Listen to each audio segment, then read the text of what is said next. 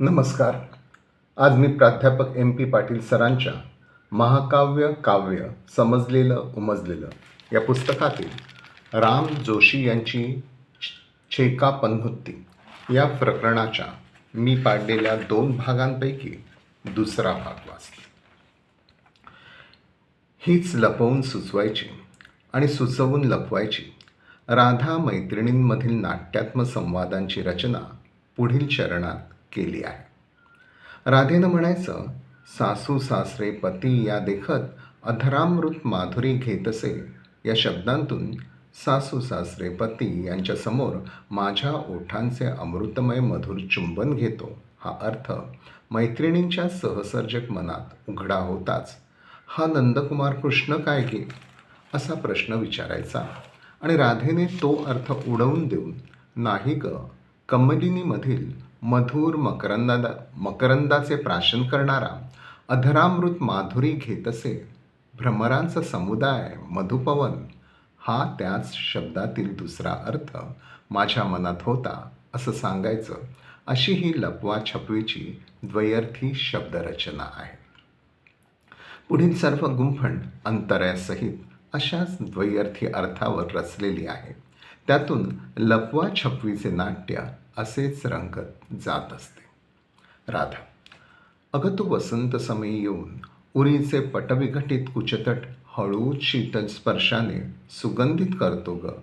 मैत्रीण, म्हणजे तुझ्या स्तनांवरील पदर दूर करून पटविघटित कुचघट त्या छातीवरील स्तनांना हळूच शीतल स्पर्श करून सुगंधित करणारा तू नंदकुमार कृष्ण कन्हैया ना. राधा, चल चावट कुठली. माझ्या छातीवरील वस्त्र दूर करून पटविघटित कुचतट सुगंधित स्पर्शाने सुख देणारा तो मलय पर्वतावरून येणारा मलयाच्या करी चातुरी वारा ग. राधा, माझ्या शरीरावरील सोन्याचे अलंकार बघून तो लबाड रात्री घरात शिरून माझ्या देहावर हात टाकतो. मैत्रीण, म्हणजे तुझ्या सुवर्णासारखा सुंदर देह बघून रात्रीचा तो लबाड घरात शिरून तुझ्या सर्वांगावर हात फिरवणारा तो लबाड नंदकुमार कृष्ण कन्हैयाच ना. राधा, नाही ग, माझ्या शरीरावरचे सोन्याचे दागिने बघून रात्री घरात शिरून माझ्या अंगावर हात टाकून मला फसवणारा तो चोरी करणारा एक चोर ग. राधा, दुसऱ्या कुणालाच मिळणार नाही असा सुंदर रतिसुखाला अगदी योग्य असा पती एखाद्या भाग्यशालिनीलाच मिळतो ना.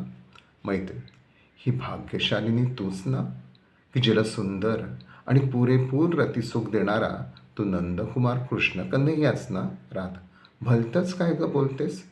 अगं, त्या एका कथेतील ती भाग्यशालिनी रती, तिला खूप सुंदर असा आणि अगदी मनाजोगतं रतिसुख देणारा मदन हा पती मिळाला असं म्हणायचं होतं मला. राधा, माझ्या स्तनांवर लोळणारा तो गुणवंत किती किती शोभून दिसला, गुणवंत कुचावर लोळे. मैत्रीण, म्हणजे तुझ्या स्तनांवर क्रीडा करीत लोळणारा अगदी सुरेख दिसणारा तो नंदकुमार कृष्णच ना. राधा, काहीतरीच काय ग, तू माझ्या छातीवर लोळणारा दोऱ्यात गुंफलेला गुणवंत हार ग.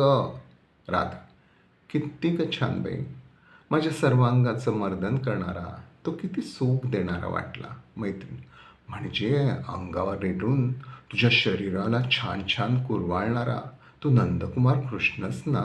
राधा, नाही ग, माझ्या शरीराचे मर्दन करणारा तो दासीचा हात ग, कर दूतीचा.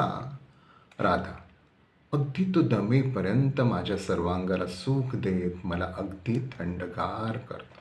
मैत्रीण, म्हणजे तुझ्या शरीराशी दमेपर्यंत क्रीडा करीत तुला शीतल सुख देणारा तो कृष्णच न. राधा, नाही ग बाई, तो मला शीतल वाऱ्याचा स्पर्श करीत सुख देणारा चांगल्या वेळूचा पंखा ग. व्यंजन सुवन शांतला असे हे राधा सखी संवादातील रंगलेले नाट्य. त्यामध्ये राधा ही स्वतःच्या रंजनासाठी यदुनायकाचे नाव सुचवते आणि लपवते. राधा आणि तिची सखी या चतुर आणि चतुर्भाषिणी बायकांच्या संवादातील या चमत्कृतीपूर्ण छेका पन्हुतीचा अनुभव घेण्यासाठी रसिकांना आवाहन करीत हे पहिले कडवे संपते. दुसऱ्या कडव्यात कृष्ण राधेबरोबर कोणती कामक्रीडा करणार आहे त्याबद्दलचा मित्रांबरोबरचा असा द्वैर्थी शब्दांचे श्लेषार्थ समजले की वरील प्रकारचे नाट्य रसिकांच्या मनातील रंगमंचावर साकार व्हावे असे त्या रचनेतील शब्दबळ आहे. उदाहरणार्थ सुभगा 1 प्रिया 2 सुंदर, गुणशालिनी गुणी 2 दोऱ्यात ओवले, पुष्पवती 1 ऋतुमती 2 फुले असले, लिकुच 1 विलायती फणस, वंशसंभवा 1 चांगल्या कुळात जन्मले 2 वेळूपासून बनवले, विपरीता 1 पुरुषायंत 2 उलटी विपरीत मैथुन प्रकार, मतकंबल 1 माझी घोंगडी, सुदशा सुंदर 2 सुरेश दशा असलेली, श्यामा 1 सुंदर स्त्री 2 काळी, मृदुकणंती 1 नाजूक 2 गोड नाद करणारे, नवनव गुणरागिणी 1 नवीन नवीन प्रेमाचे प्रकार दाखवणारे 2 नवीन नवीन राग गाणारे. सामान्यपणे लावणी या जातीवृत्तांत बांधलेल्या साहित्य प्रकारात शृंगार हाच त्याचा मध्यवर्ती विषय असतो. हा शृंगार बहुशः उत्तानतेच्या पातळीवर जाणारा संभोग शृंगार असतो. राम जोशी यांची प्रस्तुत लावणी म्हणजे उत्तान संभोग शृंगाराचेच उदाहरण आहे. या लावणीत ध्वनीत अशी मानसिक तरल प्रणय भावना नाही. येथे उघड उघड शारीरिक कामक्रीडेचे उत्तान्न वर्णन आहे. वस्त्रातील स्तनांना रगडून पळणारा, अधरामृत पिणारा, पटविघटित करून स्तनांना हळूच स्पर्श करणारा, रात्री घरात शिरून देहावर हात टाकणारा, स्तनांवर लोळणारा, अंगमर्दन करणारा अशी वर्णने म्हणजे उघड उघड शारीरिक कामचेष्टिते आहेत. रामजोशींच्या इतर प्रसिद्ध शृंगारिक लावण्यांमधील कळीसोन चाफ्याची नाजूक तणू देखणे, गुणांची खणी पायी पैंजण झुमकेदार, नाकामध्ये बुलाख सुरत चांदणे, शुद्ध इंदूची कळा, अनंत गुणगुर्जरी, पाहुनी मुखचंद्रमा गमे अमा पौर्णिमा, श्री सुंदर नवमल्लिका अशा प्रकारचे स्त्री सौंदर्याचे प्रतिमा संघटित वर्णन येथे नाही. येथे केवळ तिचे शरीर आणि तिचे स्तन, एकदाच काय ते अधरामृत आणि इंदूची कळा अन कोकिळा रसाळजीचा गळा यावरच सारी प्रतिभा केंद्रित केली आहे. एककेंद्री स्तनक्रीडेत प्रतिभा रमली आहे. एकूण अभिजातता, अभिरुची, ध्वन्यार्थकता, निर्भरशीलता, आशय सुंदरता अशा बाबतीत ही प्रसिद्ध चेकापन्नुती उणीच ठरते. या लावणीच्या रचनेतील कलाकुसरीबद्दल मात्र वेगळे बोलावे लागेल. लावणी हा पद्यमय साहित्य प्रकार सामान्यपणे समोरचे श्रोते प्रेक्षकांसमोर सादर करावयाचा असतो.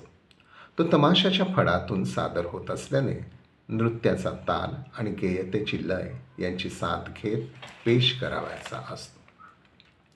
त्यामुळे लयतालाच्या मेळासाठी लावणीच्या रचनेमध्ये प्रास, यमक यांची रेलचेल आढळते. त्याचबरोबर नादमधुरता, समांतरता या वैशिष्ट्यांनाही लावणीकार जपत असतो. प्रस्तुत लावणी केशवकर्णी या जातीवृत्तात रचलेली आहे. त्यामुळे या जातीवृत्ताच्या प्रत्येक चरणातील पहिल्या दुसऱ्या पंक्तीतील 27-16 मात्रांच्या आवर्तनातून एक प्रकारच्या नादगतीची आणि नादविरामाची समांतरता साधली जाते. अंतऱ्यामधील प्रत्येक चरणातील पहिल्या दुसऱ्या पंक्तीतील 20-22 मात्रांच्या आवर्तनातून अशाच नादसंबंधित समांतरतेचा प्रत्यय दिला जातो. तसेच प्रत्येक चरणाच्या दुसऱ्या पंक्तीतील तो नंदाचा मूल काय गे, तो कृष्ण काय, वृषभानुची सुता काय ही शब्दावर्तने नादाबरोबरच मात्रांच्याही समांतरतेचा, नादानंदाचा अनुभव देत असतात.